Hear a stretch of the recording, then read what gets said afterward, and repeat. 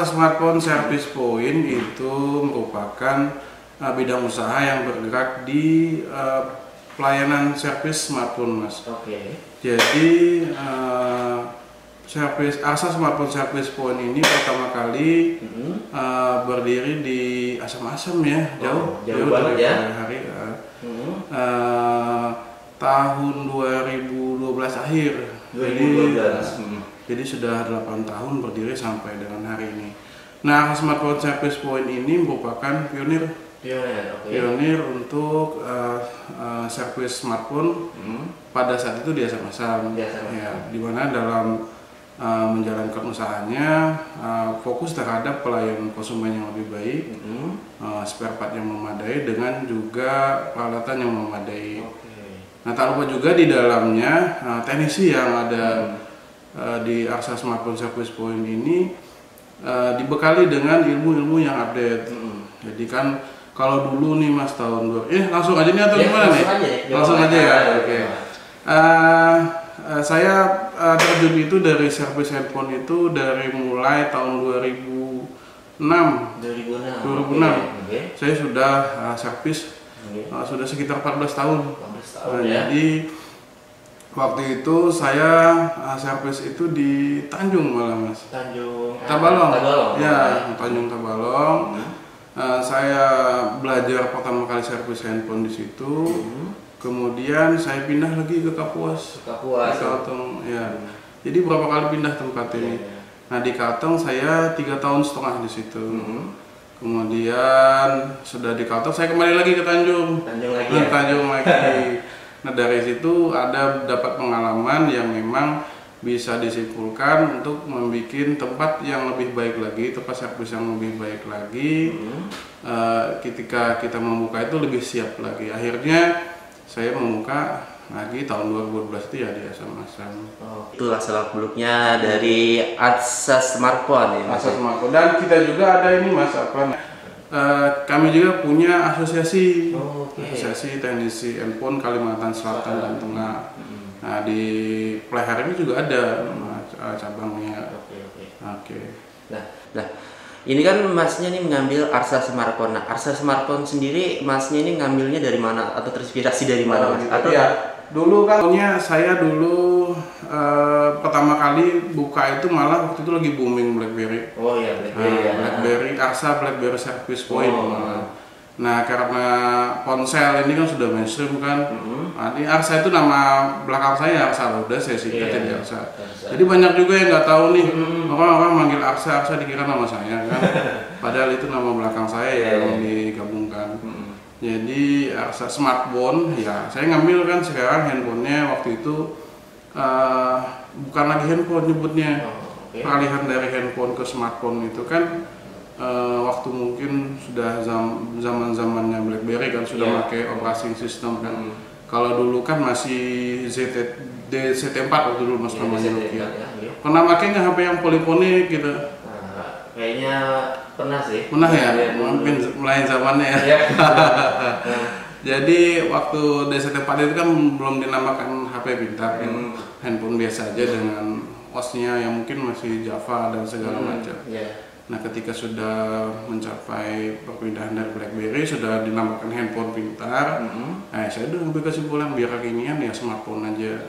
Nah, service point itu ya kalau orang kan ya service handphone kan. Nah, jadi ya saya pengen yang unik aja dari yang lain, makanya Arsa Smartphone Service Point ya nantinya pengen itu ada titik-titik lagi kan, poin kan titik kan. Jadi titik perbaikan smartphone Arsa. Nah, kebenaran juga tempat kita ada 2 Mas. Jadi yang intinya ya di Asam-Asam, kemudian servis yang kedua itu ada juga di Kintab nih. Sekalian promo di Simpang 3 Kiai Haji Mansur, jalan masuk rumah sakit itu. Di depannya ada toko. Nah, di situ ponsel kita ada juga. Di situ memperkerjakan berapa orang sih Mas untuk perbaikannya sendiri? Kalau untuk teknisi kita punya 2 orang. Nah, kalau untuk CS-nya juga kita punya 2. Nah, itu dari segi teknisinya itu harusnya belajar dulu atau Masnya itu yang melajari atau ada sistem gitu? Yang jelas yang direkrut itu pasti ada basic ya Mas. Nah, jadi kalau kita ada basicnya ya kita mengarahkan nggak terlalu capek kan. Jadi ada mereka kita teknisi ada lulusan dari dia kursus di Matric Flasher Bandung. Nah kemudian juga ada alumni kita nih yang di Asam-Asam teknisi inti kita juga itu dia kena kursus juga di Balikpapan. Jadi memang untuk basic servis handphone itu ya ada memang. Dan untuk servis handphone itu juga ya nggak kayak istilahnya ganti LCD doang gitu kan. Banyak ya Mas ya? Iya banyak Mas. Saya juga kan ada pelatihan dulu waktu 2015 itu booming-boomingnya lagi kerusakan Android yang MMC kan. Iya, MMC itu adalah IC yang bersifat menyimpan data dan operasi sistem di handphone. Tahun 2015 itu kami pionir pertama waktu banyak dengan kawan-kawan sekitar lebih dari 15 orang waktu itu. Nah mungkin kalau yang orang pelihari itu terkenalnya dengan Anang Gambreng. Anang Gambreng ya. Iya. Di perbahanan. Itu senior. Itu senior kami juga. Ya kami ya bersahabat lah. Sampai sekarang masih sering komunikasi. Beliau juga itu merupakan tenaga latih di LPK saya Mas. Jadi ya. Masnya belajar di situ juga ya? Tenaga latih dia udah posisinya udah senior kan. Ya levelnya udah lain lagi. Dengan Haji Agung ada tenaga latih. Nah selain dari servis handphone ini ya juga saya lagi mau merintis untuk lembaga pelatihan kerja yang fokus nanti di bidangnya ya di servis handphone. Ini kan Mas kebanyakan ya dari segi HP ya, handphone atau apa gitu kan. Terkadang banyak sekali kerusakan-kerusakan yang di apa ya terjadi gitu ya Mas. Itu berapa lama sih Mas untuk mengerjakan yang kerusakan handphone itu sendiri gitu? Dari Mas Arsal sih. Iya, Dipa saya panggil. Tapi kalau kagok ya panggil aja. Dipa ya. Jadi 70% kerusakan handphone itu tidak jauh dari interface. Interface artinya penghubung kayak LCD, kemudian charging. Nah, itu nggak jauh itu dari situ. Setiap hari itu ada aja orang yang ganti LCD di tempat servis kita itu. Mati total ada juga Mas? Mati total ada, perlu dikemaskan lagi kan. Contohnya kalau yang untuk interface itu ya bisa ditunggu. Nah, jadi kita pelayanan kita memang dengan spare part yang memadai untuk penanganan lebih cepat. Jadi kalau spare partnya ada overall itu semuanya bisa diperbaiki langsung. Baik begitu pun mau IC kan. Nah misalnya nih Mas punya handphone apa nih Mas? Handphone saya sih Realme sama Samsung nih. Samsung, aja lah Samsung misalnya J1S gitu kan. Nah ketika dia ada kendala untuk di charging, di charging itu dia ada indikator charging. Masuk kan, masuk tetapi tidak mengisi baterai. Nah itu banyak kan tuh Mas. Nah itu didiagnosa dulu. Jadi apa nih gitu kan? Nah kita ukur misalnya kan, coba kita ukur lagi untuk di posisi di connect charging itu kan ada pinnya ada 4 yang bertanggung jawab untuk pengisian handphone kan, VBus, kemudian ground, data min, data plus itu harus dipastikan terkonek dengan mesin. Nah ketika itu sudah connect berarti itu tidak masalah. Kita kembali lagi ke konektor baterai. Nah di situ ada output lagi yang harus memang keluar. Voltasenya itu tidak kurang dari 4,2, 3,8 sampai 4,2. Nah kalau drop di situ kemungkinan ada masalah di penyuplaian outputnya. Jadi dicek lah lagi di situ. Tapi ya keseringan memang sudah pengalaman di lapangan itu bisa ketika handphone dicas ada indikator tapi tidak masuk, ke satu bisa baterai, yang kedua bisa IC chargingnya. Itu kan Mas dari segi perbaikan ya. Ini kan kebanyakan nih Mas, saya pun pernah mengalami gitu kan servis HP gitu kan. Ternyata setelah saya datangin malah tambah rusak Mas.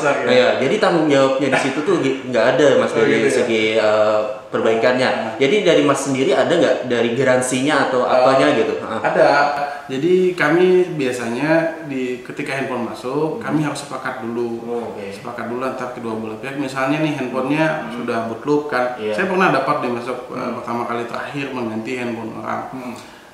dia datang gitu kan, dia bilang saya teknisi saya sih yang nerima, saya udah jarang nih di lapangan, paling kontrol aja saya untuk ngurus spare part, paling ya ngerjakan yang memang saya waktu ada di toko kan, karena apa namanya usaha saya kan gak itu aja kan. Jadi ada yang masuk ibu-ibu, Mas ini handphone saya nih bootloop, kadang mati kadang hidup. Oh gampang Bu, kata teknisi saya, dicek dulu nih. Katanya kan sistem aplikasi telah berhenti. Jadi ada dua Mas. Waktu itu lagi zamannya suka handphone itu kena virus, ada aplikasi force close tertutup. Nah kemudian ada sistem force close tertutup. Nah dua itu penanganannya beda dan dua itu kerusakannya juga beda. Nah ketika itu teknisi saya terima aja gampang gitu kan. Waktu itu masih baru kan. Wah saya pasti nggak ada di situ kan laporannya. Ketika di flashing handphone itu malah mati. Nah yang perlu dipahami kan ada posisi konsumen untuk mengerti, ada posisi teknisi harus bisa menjelaskan. Karena ketika orang handphone bootloop ya yang tahu handphonenya kan masih hidup. Nah, tetapi kalau dari mata teknisi itu melihatnya bahwa handphone yang sistem aplikasi telah terhenti, hardware-nya pasti sudah bermasalah. Nah kalau di harddisk itu bad sector sudah. Nah jadi ketika mau diperbaiki itu memang nggak bisa. Jadi harus ada penggantian. Salahnya si teknisi dia nggak konfirmasi dulu bahwa ini kemungkinan handphonenya kalau sudah di flashing gagal itu bakal mati. Nah di situ memang harus pengalaman kan. Jadi ketika ada kondisi-kondisi tertentu itu harus disampaikan. Padahal bukan salah teknisi juga, memang si kondisi handphonenya atau IC MMC-nya itu memang mau rusak gitu. Jadi di situ pastinya langsung ganti aja ya Mas ya? Waktu itu ya sepatu bat juga kan, karena si konsumen kadang motor handphone saya, nah kalau ini kadang konsumen handphone semua saja, kalau saya ada alatnya, saya bisa sedia memperbaiki gitu kan. Nah kalau sedang kondisi kayak gitu, artinya kan si konsumen ini kan menganggap remeh terhadap profesi teknisi, apalagi ilmu yang dicari kan nggak langsung jadi kan gitu, ada proses juga di dalamnya. Nah di sini nih banyak sekali nih dari tempat perbaikan, dari gerainya ada juga ya Mas ya, dari segi dari pamphletnya ini. Ini nih fokusnya di asam-asam kan, bagaimana Mas? Ini kan ada dua tempat, bagaimana mengurusnya nih dua tempat ini? Sebenarnya kalau untuk servis itu kan namanya lebih ke toko ya, toko. Ya memang setiap hari ada laporan kan, laporan bagaimana transaksi yang berjalan di toko kita, dan memang juga ada harus yang orang yang dipercaya kan di situ diletakkan sebagai kaki tangan kita lah di situ. Sebenarnya enak aja sih, sebenarnya enak, tinggal kita evaluasi, apalagi untuk handphone kan kita tinggal cek stok aja, stok yang keluar berapa, kemudian kita datang cek balance gak ini terhadap stok laporan, itu aja sih. Dari terkait stok bahannya nih Mas, untuk perbaikannya sendiri Mas itu mengambilnya dari mana, atau dari luar, atau pesannya bagaimana? Dan untuk perbaikannya sendiri berapa sih dalam sehari itu Mas yang memperbaiki HP di tempatnya Mas gitu? Kira-kiranya berapa gitu persentasinya? Betul ya. Kita untuk closing perbaikan satu hari itu lebih 100 unit, satu bulan lah. Kalau satu bulan 100 unit ya? Lebih. Kalau di rata-rata kan kalau lagi rame dia bisa dari 150 unit yang selesai diperbaiki. Nah, kalau yang masuk ya banyak, tapi hitungnya kan yang selesai diperbaiki satu toko. Nah kalau untuk di Kintab karena baru kan ya itu masih bisa dihitung dengan diri. Tapi kalau untuk di asam-asam yang sudah memang kita care terhadap pelanggan, kita jaga kualitas part kita memang, kemudian garansi memang kita perhatikan Mas. Misalnya ini Mas ganti LCD kan, nah ketika handphone itu 7 hari aja, kan 1 minggu kan garansinya, kita ke 7 hari dia komplain, untuk Mas ini LCD saya kok nggak mau lagi, udah kita ganti aja langsung gitu. Jadi memang hal-hal seperti itu diperhatikan. Hal-hal itu juga yang bisa bikin kita bertahan dari sampai 8 tahun. Jadi ada ceritanya dulu gini, waktu saya datang di Asam-Asam itu banyak perbaikan smartphone itu sampai 5 tempat servis gitu kan. Nah tapi yang bertahan sekarang ya saya yang berkembang. Kemudian ada satu yang memang lama di situ, yang lainnya ya hilang gitu. Jadi memang saya simpulkan yang saya dapat dari situ konsumen memang adalah hal yang utama kan. Kemudian apa yang harus diperhatikan, dimanjakan terhadap konsumen itu harus terus diperbaiki. Nah tempat servis saya dulu konvensional sama kayak dulu kan, kayak orang iya etalase aja, gitu kan. Kemudian langsung di dalamnya kita akan orang tidur di luar aja. Nah karena saya mengevaluasi yang nyamannya seperti apa konsumen kan, makanya saya bikin ruang tunggu di situ. Jadi senyaman mungkin pun ya. Kemudian teknisi kita nggak melayani langsung, ada memang customer service kan yang melayani. Jadi lebih enjoy lah, kerja lebih enjoy, konsumen lebih nyaman gitu. Jadi lebih santai, nggak ada bebannya apapun di sini Mas dari pekerja sendiri ya. Kalau teknisi ya di dalam ya. Oke. Ini Mas terkait usaha sendiri nih, modal utamanya gimana sih Mas dari Masnya sendiri membangun usaha ponsel akses smartphone tadi ya? Ya betul. Sebenarnya waktu saya membuka usaha ini dari titik nadir Mas. Jadi waktu dari Tanjung saya tuh keluar dari Tanjung cuman bawa uang 2,5 juta. Waktu itu saya juga masih kuliah kan, semester 6 kalau nggak salah. Nah dari situ saya jobless, tidak ada pekerjaan, kemudian kuliah juga kan waktu itu 2 minggu sekali. Tetapi saya punya keinginan bahwa kemampuan saya ini bisa untuk jadi masa depan saya. Nah, saya yang namanya seorang wirausahaan ada empat kan yang harus diperhatikan. Ketika dia sudah mempunyai sumber daya manusia, akhirnya dia punya skill yang kompeten. Nah, kita dimulai usaha tidak ada uang, maka dia harus mencari orang yang bisa menginvestasikan uang terhadap dirinya. Nah, waktu itu saya kompeten. Nah, nilai sendiri tanggung jawab saya bagaimana kan. Waktu itu yang terhadap investor. Kemudian ya waktu itu saya istilahnya ya memang waktu pertama kali di Asam itu ya orang yang memodalkan saya. Karena waktu itu memang tidak jobless kan, tidak ada uang, yang mengandalkan orang tua juga. Orang tua nggak di sini kan. Saya di sini sama kakak sih. Orang tua saya waktu itu di Pekanbaru. Saya besarnya di 3 pulau berbeda.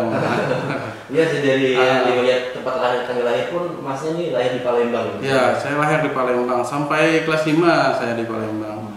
Saya SMP-nya kemudian di Pekanbaru. Pekanbaru terus pindah sini lagi Mas ya? Belum lagi sini. Karena orang tua saya Sunda kan. Orang tua saya orang Sunda, ibu saya orang Jawa. Nah, waktu SMA saya sekolah di Sukabumi malah. Jadi basicnya saya suku Sunda. Saya SMA di Sukabumi, kemudian pernah juga kuliah di Bandung, tapi saya meluluskan jadi sarjananya ya di Uniska Banjarmasin. Ya, di sini juga ya. Saya alumni Uniska. Mas, jika ingin menghubungi Masnya itu kan dari segi offline atau online-nya di mana tuh Mas? Untuk mau memperbaiki smartphone-nya itu tadi. Berpendengar nih. Ya. Sebenarnya ya kita melihat daerah dulu ya Mas ya. Kalau di sana kan nggak terlalu paham yang online Mas. Facebook juga kan jarang-jarang. Jadi kita ya hotline aja, ada nomor service di situ. Kita memperbaiki, ada memang nomornya di situ. Tapi kadang-kadang ya orang menghubungi ke nomor saya juga kan. Karena waktu orang pembelian handphone tuh nomor saya yang dicantumin di sini.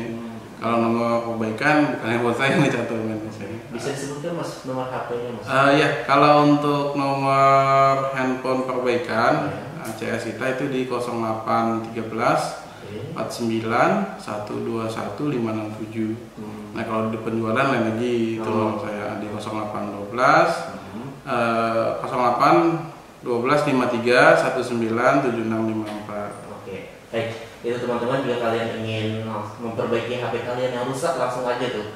Tapi ini jauh ya Mas di Asam-Asam. Iya, di Asam-Asam. Di mana Mas tempatnya yang di Asam-Asam itu di dekat mana Mas? Kita di pusat perdagangan di Simpang 4-nya. Oh, Simpang 4. Oke. Simpang 4-nya. Jadi kalau ujar orang dulu ada jembatan terhantak di situ. Kalau dari Watu Licin tuh dia terambung. Nah, itu pas di sebelah kiri kita. Di situ. Di situ teman-teman tempatnya ya kalau mau memperbaiki atau tiba-tiba kalian lewat ya kan HP kalian nggak mau hidup atau apa langsung aja baikin langsung di situ. Oke. Ini Mas, kita lanjut lagi ya. Oke, ini kan ada sertifikasi nih di template punya kita yang kita upload ini Mas ya. Itu tuh bergunanya untuk apa sih dari segi teknis ya sendiri. Jadi waktu itu ada isu bahwa semua handphone yang keluaran baik Oppo, Vivo, Samsung itu nanti ada segel kan. Segel itu hanya bisa dibuka dengan teknisi yang bersertifikasi. Waktu itu isu ya.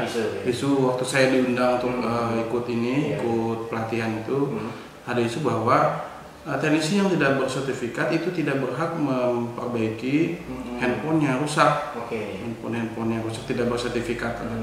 Nah, jadi mau tidak mau ya sebagai antisipasi dulu kan, kalau memang itu benar yang dikatakan ada peraturan seperti itu, ya kita harus antisipasi dong. Itu kan ya istilahnya pada ringan kalau bahasa sini yang harus diamankan gitu kan. Karena ketika saya ikut di situ, ternyata banyak penjelasan yang memang penting buat kita gitu kan.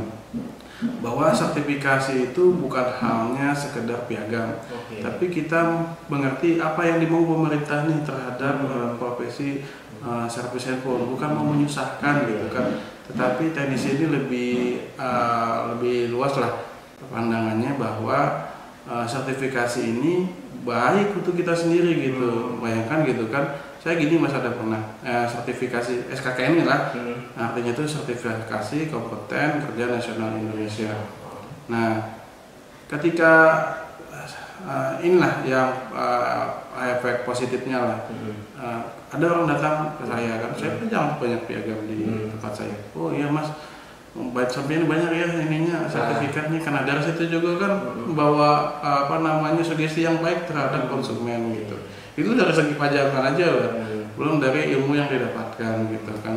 Jadi ya kalau teknisi, kalau memang benar itu peraturan pemerintah isunya seperti itu, ya diharapkan ya teknisi-teknisi yang lain ya melek juga lah, bahwa ini perlu kita perhatikan bersama. Penting ya.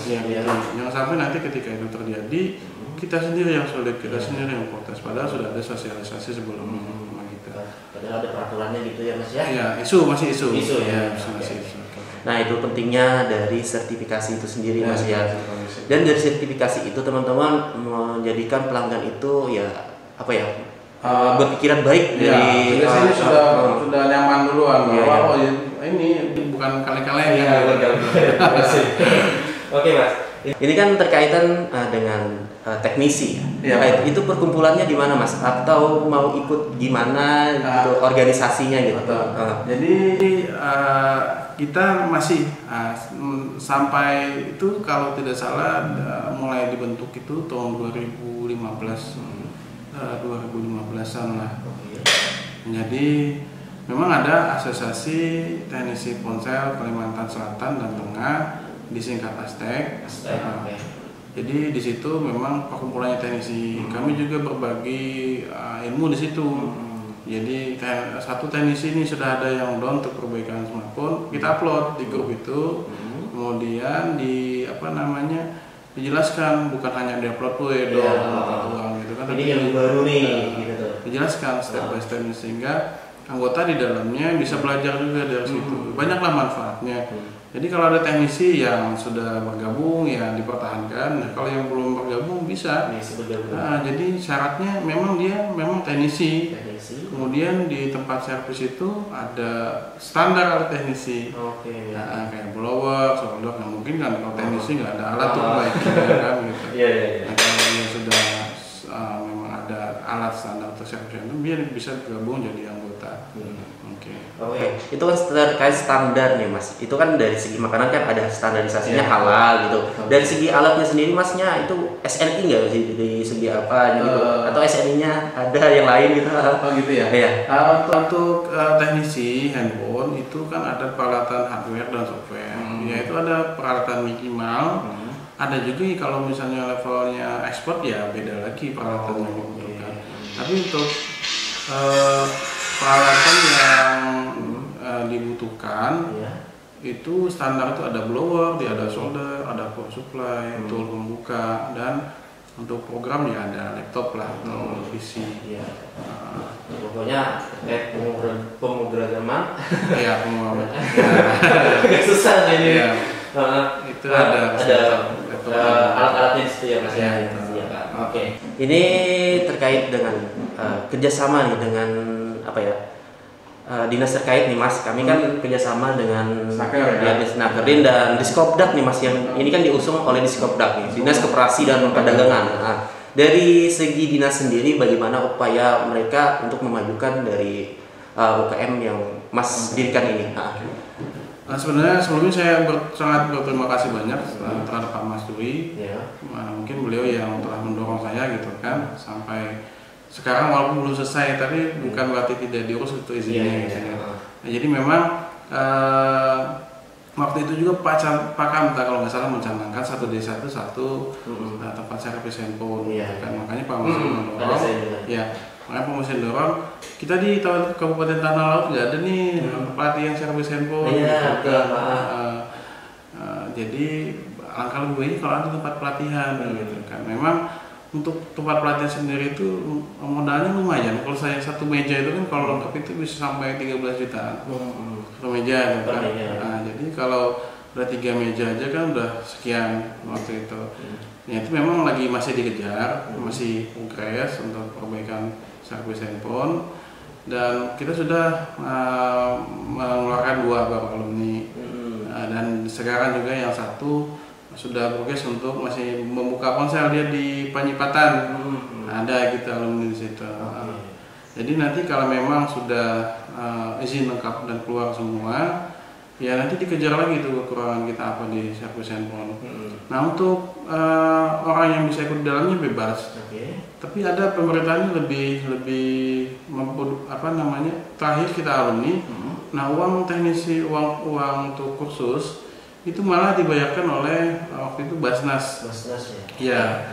Jadi Basnas ini mencari mana saja sih orang yang memang layak gitu kan dibantu dan mau untuk mengambil skillnya. Nah, jadi dengan walaupun ada yang reguler, ada ya itu tadi memanfaatkan memang dana yang diperuntukkan untuk skill gitu. Ini Mas, itu kan terkait pembinaan dari LPK sendiri yang ingin Mas kerjakan ya Mas ya. Itu kan belum selesai izinnya atau apanya. Itu kan tempatnya itu di mana Mas? Atau mau daftarnya gimana gitu? Yang sebenarnya sudah daftar ada 4 orang di sini, tapi belum kita follow up lagi karena ada bermacam kendala kan. Kita tenaga latihnya juga harus disesuaikan juga kan waktunya.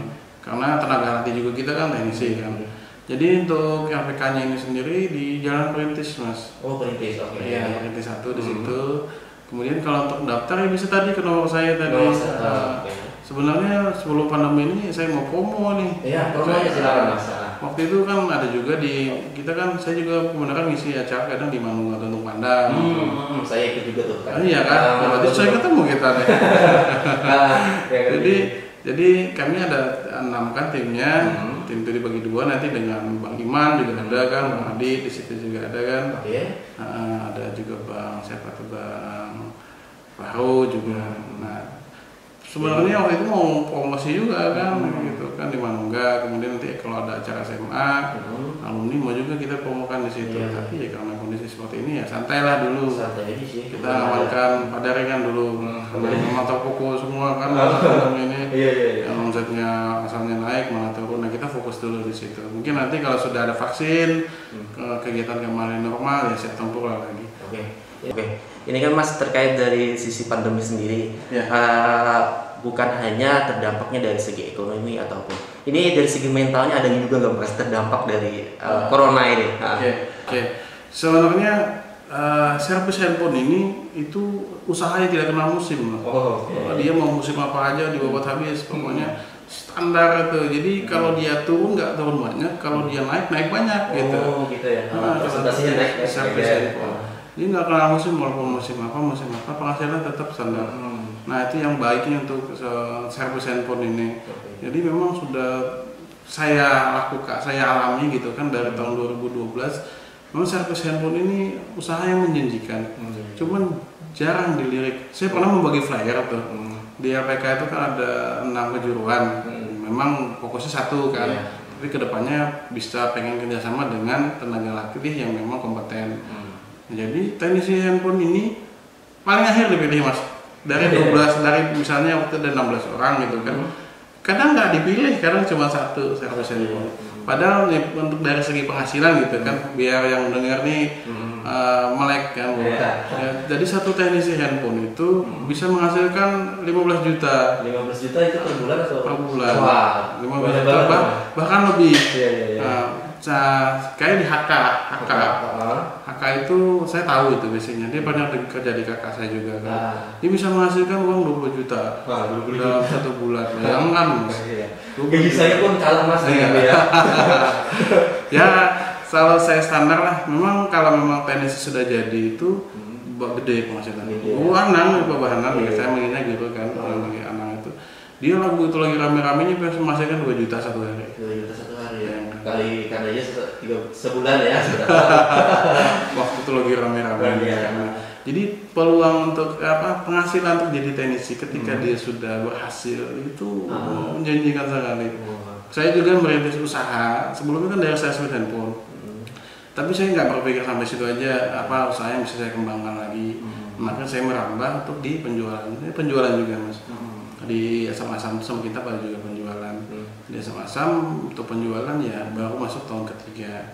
Tapi bisa dikatakan perkembangannya baik sekali. Mungkin ada strategi penjualan untuk ke masa depannya lagi mas, strategi masa ke depannya lagi atau gimana dari pihaknya mas Dipak? Untuk saya planning untuk pengembang usaha pasti ada setiap tahun. Saya juga punya cita-cita pengen buka service center di Pelihari. Tapi itu nunggu momen yang pas, modal yang pas, gitu kan, tempat yang pas. Karena kalau sudah kita ke kota itu harus di-care, diperhatikan benar-benar. Teknisinya benar-benar kita perhatikan, pelayanan benar-benar kita perhatikan. Karena saingannya juga kan ya banyak ya mas ya. Ya betul. Itu kan dari segi masnya mau membuat seginya dari segi pemasarannya sendiri mau membuat dari di Pelihari itu kontennya ya mas ya? Iya, kita mau buka service center. Itu rencana ya. Rencana baru ya. Semoga semoga terrealisasi ya. Sekarang baru di Kintab dulu yang terrealisasi. Itu pun baru berapa tahun mas yang di Kintab mas? Yang di Kintab baru hitungan bulan mas. Baru hitungan bulan. Oke. Ada nggak tipsnya nggak mas untuk rekan dengar yang ingin memulai usaha seperti masnya ini? Gitu ya. Jadi bagi kalian pendengar radio tutupannya yang setia, nah ketika kalian ingin membuka usaha servis handphone, perhatikan skill kalian. Jangan hanya sekedar coba-coba. Kalau coba-coba kan kasihan konsumen nanti kan. Jadi banyak tuh. Saya mau servis ini. Ya saya juga dulu otodidak mas. Jadi tahu. Memang ngosakin HP konsumen juga pernah dulu. Nah tapi dari situ saya belajar, gitu kan. Hal-hal apa saja yang harus diperhatikan ketika kita ingin menjadi teknisi. Hal-hal yang tidak perlu dilakukan waktu dulu ya jangan dilakukan lagi seperti itu. Jadi memang harus diperhatikan skill kalian dulu. Mengerti dasar bagaimana handphone itu bekerja, kemudian cara penanganan untuk membuka handphone itu seperti apa, gitu kan. Jadi penanganannya itu ya bukan hanya uji coba aja, gitu kan, coba-coba. Nah yang kemudian yang diperlukan lagi ya niat kalian. Niat itu penting sekali. Ketika kita sudah niatkan, wujudkan niat itu. Nah karena nanti kita berhadapan dengan dua ketika kita masuk ke dunia usaha ini kan, dua. Jadi ya resiko, rugi dan untung. Tapi kalau terus berproses di dalamnya, ya pasti kalian akan berhasil. Saya pindah dari Kanjung, Kapuas, Tanjung itu masa transisi lah. Saya banyak belajar di situ. Nah ketika saya di Asam-Asam, saya sudah bisa mengantisipasi hal apa yang tidak harus dilakukan lagi pada saat itu. Jadi banyak pengalamannya yang dari segi transisinya mas ya. Jadi nggak bisa macam-macam lagi dengan perbaikan handphone sendiri ya mas ya. Jadi yang kayak gini salah, yang diterapin lagi teman-teman. Nah itu dan untuk usaha smartphone ini dan perbaikannya itu bukan hanya sebatas sebelah mata aja mas ya. Ya. Ini kan penghasilannya pun tinggi Mas ya, 15 juta sampai 20 juta kata Masnya tadi ya. Iya betul. Nah, sebulan tuh. Kalau diperhatikan betul, penghasilan tenis itu banyak. Jadi ya dia waktu di Kintab aja kan dia kalau memang diperhatikan kan ya bisa menghasilkan lah. Kalau yang angka 3 juta itu kecil untuk service handphone. Tapi kalau memang terus diperhatikan ya bagus lah gitu. Nah itu teman-teman, itu tadi tips-tipsnya dari Masnya untuk memulai usaha servis handphone. Skill jangan dilupakan. Ya, skill jangan dilupakan teman-teman. Skill itu penting. Sertifikasi penting juga. Sertifikasi ya bisa menyusul, tapi itu hal yang harus diantisipasi juga ke depannya. Yang jangan lupa nanti bagi teman-teman ataupun ada dari warga, bukan warga ya lah, pendengar setia tentu pandang. Ataupun yang sudah lulus sekolah, jobless, kan belum ada pekerjaan, kalian bisa memanfaatkan dana-dana desa, dana-dana yang pemerintah yang bersifat sosial, tapi itu berupa peningkatan skill. Kalian bisa manfaatkan situ, kalian bisa mendaftar seperti Basnas kan, Basnas itu memang ada programnya kan, nah itu dianggarkan untuk penerapan agar skill. Nah bisa manfaatkan dana situ. Nah kalau untuk pelatihannya bisa kita tampung di tempat kita, nanti uang jadwalnya kita yang menentukan. Itu kira-kira launchingnya kapan Mas? Sebenarnya sudah launching Mas, sudah bisa kita pelatihan. Cuman kita ada izin sebenarnya itu untuk nanti kedepannya bisa bekerjasama dengan program pemerintah. Tapi kalau untuk mandiri sih bisa. Jadi karena kita izinnya sudah ada, ya kita RPK kita ini di bawah yayasan. Yayasan itu sudah keluar katanya. Katanya sudah keluar. Iya. Sudah ada. Katanya kita izin, kemudian struktur organisasinya di dalamnya sudah juga ada. Jadi untuk secara dasar banget untuk buka pelatihan itu sudah bisa. Oke, sudah matang banget tuh dari sedianya ya, organisasinya di dalamnya. Oke, nampaknya kita sudah di penghujung acara nih Mas. Ada statement pamungkasnya nggak untuk rekan dengar kita? Gitu ya. Yang jelas ya, dengarkan terus ya di Radio Tulung Pandang karena programnya bagus-bagus banget. Dan yang kedua ya saya sebagai basic teknisi jangan kecil hati terhadap teknisi karena profesi ini sudah diakui oleh pemerintahan dan terbukti dari tahun 2000 berapa ya, pokoknya tahun 2000 teknisi itu untuk perkembangan servis handphone itu tidak ada matinya, bahkan terus meningkat dan terus meningkat ya. Gak pandang zaman ya, gak pandang zaman, gak pandang musim segala macam. Musim corona pun dan yang jelas penghasilannya menjanjikan. Ya, menjanjikan tuh teman-teman. Ingat ya. Ingat 15 juta sampai 20 juta per bulan ya. Kalau rame ya.